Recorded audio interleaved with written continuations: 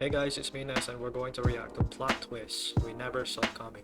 This is basically one of those times when there are a lot of wrestling type of betrayals and other things that happen that is considered to be a plot twist. Like for example, we noticed that Mark Henry used to retire, but unfortunately, by the time when WWE champion John Cena at the time had to, give his, let's just say a farewell type of, you know, giving his flowers, and then for Mark Henry to say his last few words of speech, and then at that moment he get a world's strongest slam, knowing that that is one of those plot twists that he ain't gonna retire until he could become champion once again, similar to AJ Styles that he did it on Cody Rhodes. So there's also other betrayals as well, like for example the Usos that they broke up, especially what happened as well to the Hardy Boys back in 2009. And then there are a lot of things that happened that is like unexpectedly that we didn't know that would happen. So we are going to watch this video and to see that what are the other plot twists that happened in wrestling history.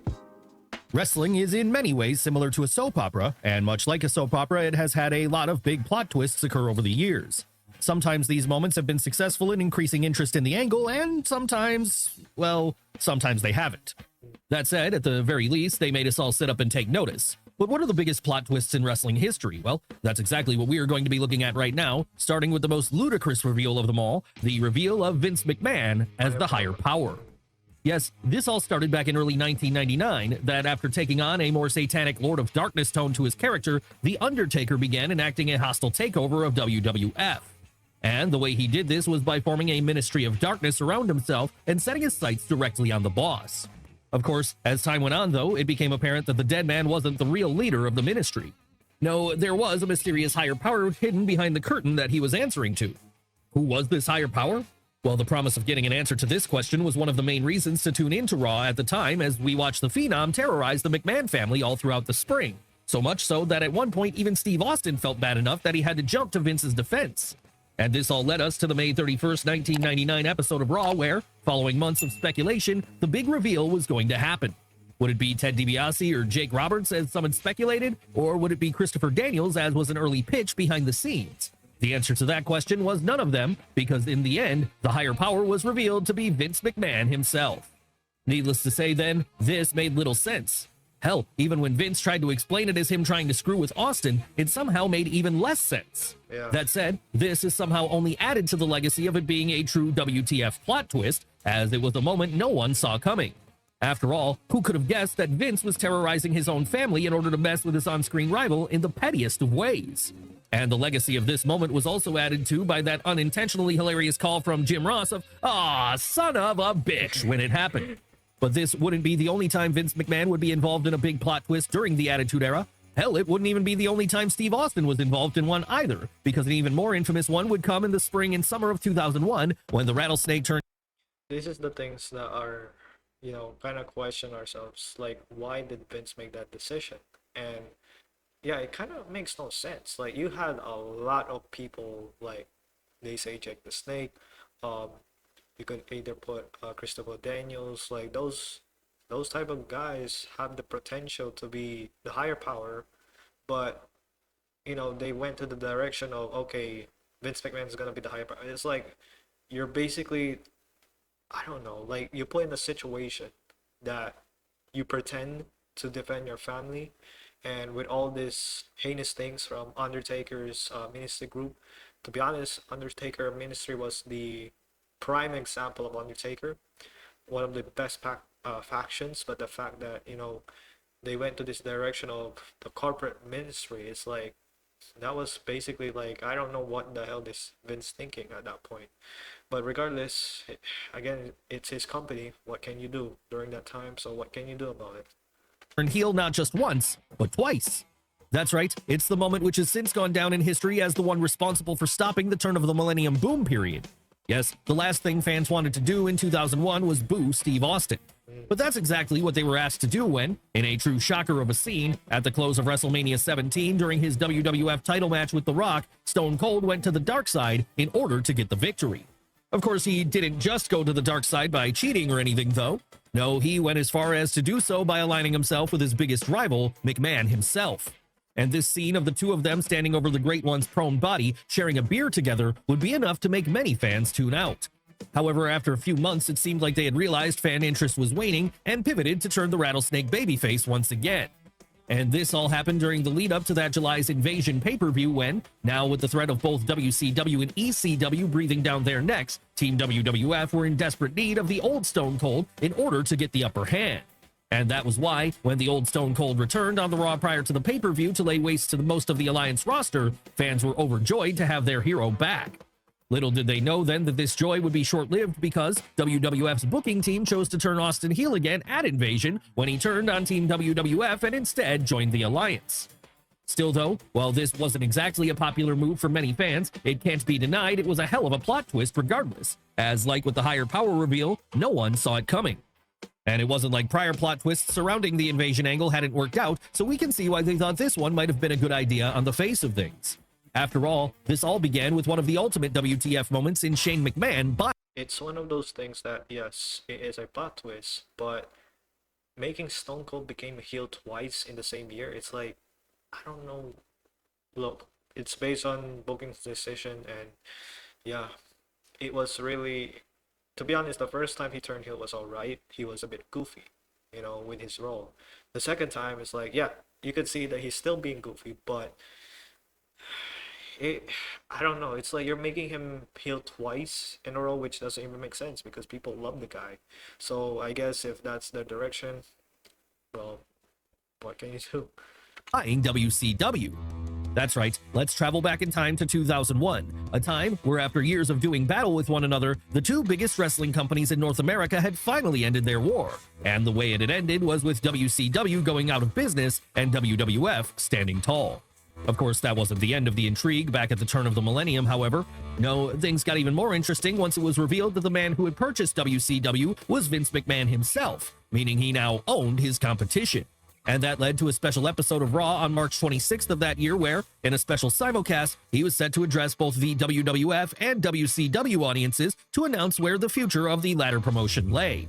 Little did we all know, however, that there was a secret guest on hand at Nitro on this evening, and it was one who would shock the world. Yes, none other than Shane McMahon was there at Panama City Beach on that fateful night, and the reason he was there was because, in kayfabe at least, he was the actual owner of World Championship Wrestling. So it was then that as Vince came out to the ring on Raw to tell everyone what his plans were for WCW, Shane gave us a mega plot twist when he came out to the ring on Nitro at the same time and announced that yes, he now owned WCW and that he was going to rebuild it. Sure, from here on in, things would start to fall apart as the Invasion became a disappointment in many fans' eyes, but that doesn't take away anything from the initial moment of Shane showing up in WCW, even this many years on. No, today in 2025, it remains just as powerful as it did back then. So while the storyline which followed may have been a flop, the reveal that Shane owned the competition still has to rank as one of wrestling's greatest plot twists ever. But can it match up to our next entry, the time Paul Bearer turned on his client The Undertaker in order to align himself with Mankind? Now, there have been a lot of times someone has turned on a friend or business partner in wrestling. Hell, it's basically one of the core tenets of the business at this point. No one stays buddy-buddy for long.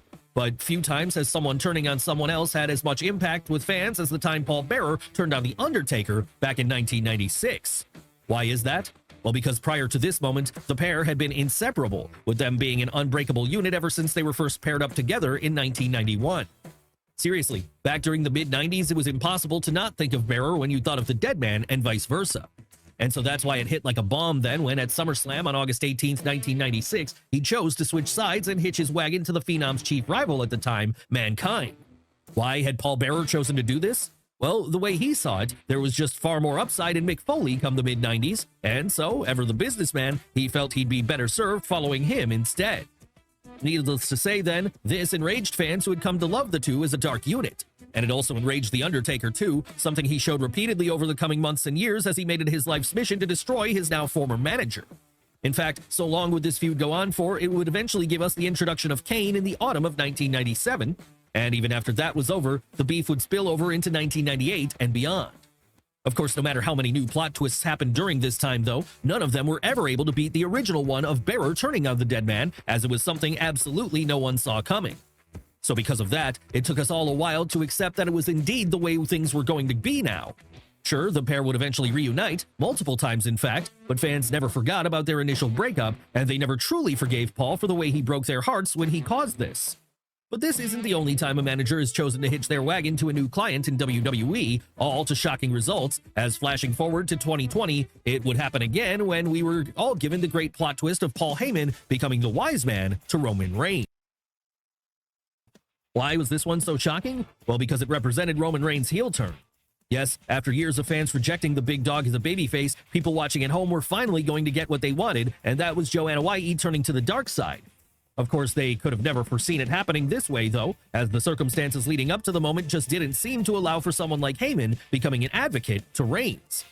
But that was the way things went, because after taking some time away from the ring as a result of health concerns, the big dog would return again in the summer of 2020 with an all-new mindset. So now, deciding that he was going to shake up his career, he sought out the advice of the only man who he knew would help him along his path, Paul Heyman. Understandably, then, the sight of these two together was a huge plot twist for fans to wrap their heads around at this time, especially as at that point Paul was still aligned with Brock Lesnar, and it caused a lot of people to tune into wrestling for the first time in a long time. Yes, this was the first inklings of WWE's new boom period, because as the weeks and months went on and this new heel version of Roman Reigns, one who now had his wise man in the background making all the plays, started to assemble a bloodline around him, it was clear the company had a storyline for their main event scene, which was speaking not only to the audience, but management too. And we don't have to tell you where the bloodline would eventually lead. Hell, 5 years later in 2025, it's still the dominant storyline in the entire promotion, with it now having grown to encompass figures like Cody and Sammy, Drew McIntyre, CM Punk, Solo Sikoa, and even The Rock, amongst others. And none of that would have happened had it not been for a fateful decision right at the height of lockdown, which led to Roman turning to Paul Heyman in his hour of need and deciding to hire him as his new counsel going forward. Really, given where it's led already and where it's probably going to lead in the future, this could be seen as the most important plot twist in WWE history and the linchpin which the new era of the company revolves around. But let's move away from WWE for a moment and over to another company instead, one which has also given us their fair share of plot twists over the years. Though in the case of Bubba Ray turning on Devon in TNA, this got a far more mixed response at the time. Why did the explosion of the Dudley Boys get such a mixed reaction back in late 2010? Well, for one, it was because by that point, a brief solo stint the two engaged upon during the early days of Ruthless Aggression era WWE aside, they'd been partners for pretty much the entirety of their careers. Yes, as far back as their days in Paul Heyman's renegade ECW promotion, Bubba Ray and Devon were tied at the hip as one of the top tag team acts of their era. Seriously, so dominating a force would they be when they worked together, they'd go on to win the titles of just about every major company there was in the world. By the time 2010 came around, however, and the two were working down in the Impact Zone, there must have been a sense with Bubba Ray that he'd gone as far as he could as part of a duo. And that was why he began planning out a singles run for himself there, one which would soon see him transform into Bully Ray, the Scourge of TNA. Of course, before he could embark on this singles run, though, he'd first have to cut out his tag team partner. And that was why, in the supposed retirement ceremony of the Dudleys after they'd lost to the Motor City Machine Guns at November 7th, 2010's Turning Point pay-per-view, Bubba Ray shocked us all when he turned on Devon. Yes, it was a moment no one thought they would ever see, as, for so long, the Dudleys had been a constant of tag team wrestling. And now that it had happened and the whole thing began to sink in, the heat on the Queen's native was huge, as he used this to fuel his new heel character all the way to the top. And when we say all the way to the top, we mean it, because by the time all was said and done, Bully Ray would be a two-time TNA World Heavyweight Champion and an undeniable singles superstar. That said, the fact he had to destroy the Dudleys in order to get there still stings for many fans, even if the team would mend fences and reunite as the years went on. But it could have been worse. It could have been like the time another team from that classic Tables, Ladders, and Chairs series broke up. After all, they were real-life brothers. Yes, it's time for us to talk about the time Matt Hardy was revealed to be the secret attacker of Jeff Hardy. Not only that, we also have another one that happened in 2023, the Usos. So it's not literally new when it comes to families fighting each other in wrestling, and that's how it is when it comes to, adding drama to the situation. Sure, it wasn't as if the Hardys were actively teaming together in late 2008. No, by this point, they'd gone their separate ways for the most part as they engaged upon singles runs, but they appeared to be on good terms. That was until a number of strange things started happening to Jeff over on SmackDown. Things like him being attacked by a mystery assailant in a stairwell, him being a victim of a pyro mishap during his entrance, or even his beloved dog passing away in a fire. This all caused the audience to start questioning what was going on with the charismatic Enigma, which had led to such an apparently powerful enemy going after him. Was this a newly debuting star trying to make an impact by taking out the legend? Was it an old rival like Edge or Bubba Ray Dudley looking for revenge? Yeah. Neither of these things has it happened. No, the truth was the man behind the whole thing was none other than Matt Hardy. Needless to say, this came as a shock to everyone watching once Matt revealed himself at the 2009 Royal Rumble, as up until then, everything seemed to be cool between the brothers. Why had the oldest of the pair suddenly decided to make his sibling's life a living hell here then? Well, the simple answer was that he was jealous of all the success Jeff had been having as a solo act. Yes, by this point, Jeff had managed to scale the mountaintop and become WWE champion. And all the while he was doing this, Matt was continuing to linger in the mid-card. So feeling like he was being overlooked then, he decided to take matters into his own hands the only way he knew how. So it was then that the two would go on to have multiple one-on-one matches against each other, including their showdown at WrestleMania 25. And even if this rivalry wasn't always received the best by many fans, that initial turn from Matt was a shocking plot twist nevertheless, as it was something few could have foreseen. No, sometimes a heel turn happens so seemingly out of the blue it can't help but take people aback. And if you need another example of this, just look to our next entry, the time The Rock turned heel and joined the corporation. Now, for some context here, while he had turned heel after joining the Nation of Domination in late 1997, by the time the summer of 1998 came around, Dwayne Johnson was getting so over with fans on account of his supernatural levels of charisma that WWF was forced to change courses with him and make him a babyface again. And as the autumn came around, this seemed to be setting him up for true superstardom as his levels of popularity began to approach that of Steve Austin. But little did we know that there was a huge plot twist awaiting us all, and that it was going to drop at that year's Survivor Series. What happened at Survivor Series that year? Well, after running the gauntlet in the Deadly Games tournament, a one-night tournament to determine the new holder of the vacant WWF title, The Rock and Mankind would find themselves on the opposite side of the ring during the finals. And with The Rock being the babyface here, the expectation was that he was going to walk out of the evening with the gold around his waist. But while this would happen, it would happen in a way that no one saw coming, as it involved the Great One turning his back on the fans and revealing that he'd actually been in cahoots with the villainous corporation the whole time. Yes, it was the betrayal of the decade, and one the live crowd were not too happy with, as here was their guy turning his back on them all. Really, this was a risky move in hindsight, as it could have ended all of Rocky's goodwill with fans forever had it gone a different way. But in the end, it worked out because with this now setting up a big-time WrestleMania 15 main event between the People's Champion and Steve Austin, we got a great feud out of it. And once that feud was over, The Rock was able to switch right back to being a babyface, as fans had by that point forgiven him and were ready to cheer him once more.